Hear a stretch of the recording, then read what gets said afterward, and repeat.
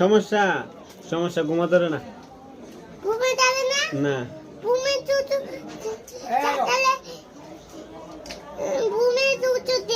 দেন তারপরে কি সমস্যা পাইছেন আপনি?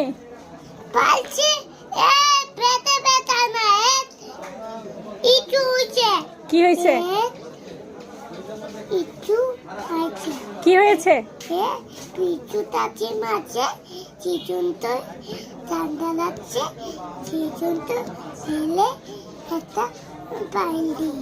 ফাইল দিতে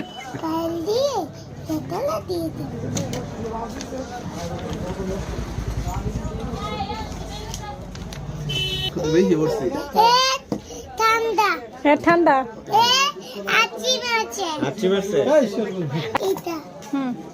দাও